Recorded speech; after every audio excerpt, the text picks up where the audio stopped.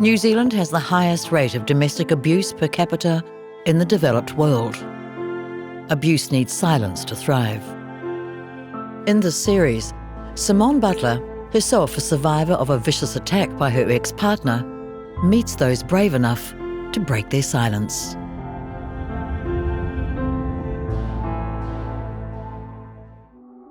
Leaving an abusive relationship is meant to end the cycle of violence and control.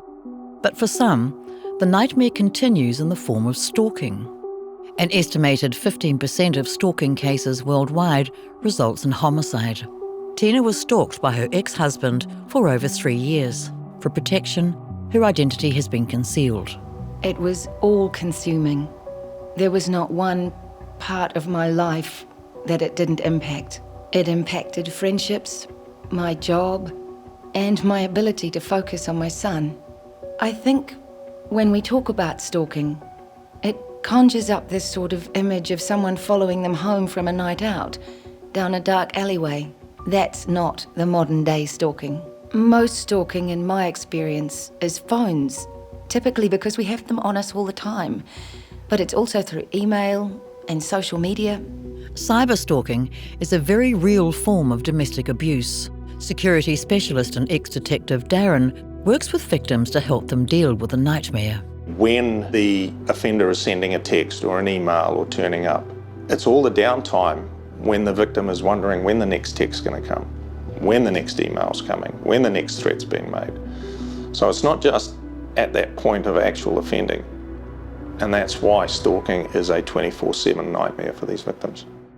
And so how long is this? This was only 13 months of messages. Wow. Tina had no idea that her partner would become so obsessed when she first started dating him. He was lovely when I first met him.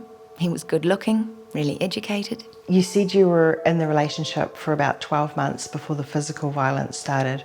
Were there any red flags? Yeah, looking back, there were a lot of red flags. I think during those 12 months, I knew that things weren't okay, but I guess you kind of hope that you're wrong. You know, I was in a good position in my life. I had a really good job. I had great friends. I lived in a great area. It didn't happen to people like me. I felt the same. I was educated, I was independent. Never in a million years thought that would happen to me at all. You were so desperate to try and fix it. Something would trigger some kind of angry episode, typically that would end up resulting in violence. He would punch, he would hit. If we were at home, usually my head. In the car, arms and legs. I ended up with quite a big dentist bill from one of the attacks from him. After you moved out to escape the abuse, what happened? It got worse. I got myself just a small rental property, what I thought was going to be a safe place to be. And I thought I'd have the opportunity to sort of put my life back on track. We had a child, so I still had to communicate with him. But what he then did over the next nearly 3 years was worse.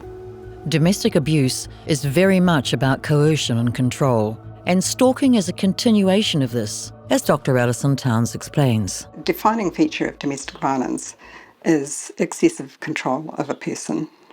So in the context of stalking, that control can prevent her from doing the things that she wants to do. These victims are living a 24/7 hell. And having a child together meant Tina couldn't just change her phone number. He just wouldn't leave me alone. And when I say he wouldn't leave me alone, he wouldn't leave me alone ever. All day, all night, he would contact me via text messages. What sort of messages did he send? Were they threatening? Actually, if you take one message and read it, there were a lot of "I love you" and "I miss you." "I just want to be with you. If you would just be with me, everything would be okay." So if you took all the messages, and there were thousands, most of them were not that threatening. But they were just constant. And then they would ramp up to, "Why aren't you answering? Why aren't you answering the way I want you to?" And they would get angry. That anger would always happen. I mean, I knew what he was capable of, so there was always fear. He would send emails, he would phone all the time. The length of the messages were really long. I would know a message was coming because I could see he was typing a message, and it would sometimes take 4 hours for him to send that message. You'd think, oh, just put the phone in a drawer, walk away, go for a walk, do something else. But you actually can't. It renders you so full of anxiety, waiting for that message to come. There's no doubt that the digital media has brought stalking much more into people's lives. Many victims of stalking talk of being imprisoned in their own home. He used to do things like look in the rubbish. One evening I was sitting at home on my own, my child was in bed, and I turned on my Bluetooth speaker, and about 15 minutes after I put it on, the Bluetooth speaker said it was connected to his phone. So I knew at that point he was outside. But you know, there is nothing you can do. You just sit tight and hope nothing bad is going to happen. I'm not afraid to ask for help. I did reach out, but no one could stop him doing what he was doing. It's not seen as a real crime. It's seen as just somebody annoying somebody, which is the sad thing about the Harassment Act, because stalking comes under the Harassment Act.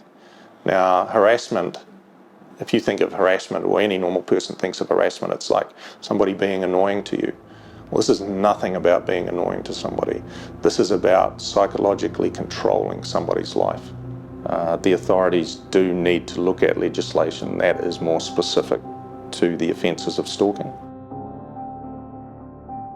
Other developed countries have criminal stalking laws. We don't have a criminal stalking law. We have not taken stalking seriously. Stalkers are extremely dangerous and can be stalking with a view to killing that person. Stalking is associated with homicide.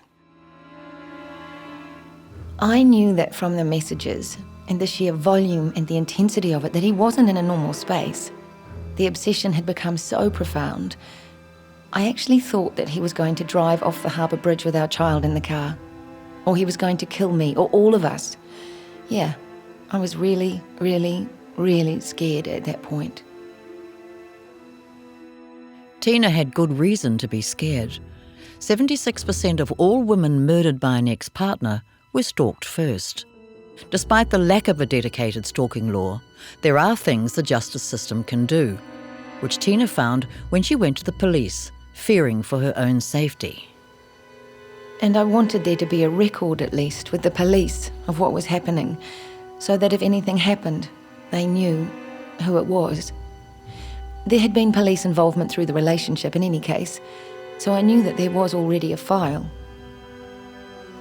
And so what did the police say to you? The police said to me that I needed a protection order, and they said that in order to get a protection order, I would need to go to the family court. The thought of having to face him in court was terrifying, and I knew that he had said to me previously, if you even try and get a protection order, I'll just tell the court that you're crazy, and I'll have our child removed from you.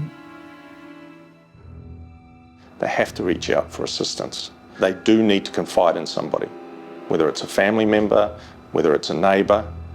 They do need to speak to somebody about it, and the earlier the better. They need to go to the police. They need to at least advise the police and lodge a harassment complaint with the police. They need to obtain as much evidence as they can. Just keep a record of any and all interactions with the offender. Tina did go to court, and after a huge struggle, finally managed to get a protection order.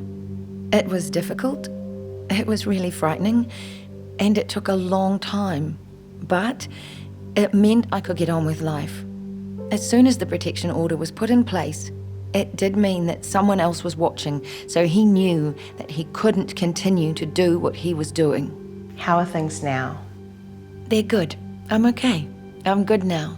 I've got a good life. I've got good friends. I've managed to get myself into a much better space.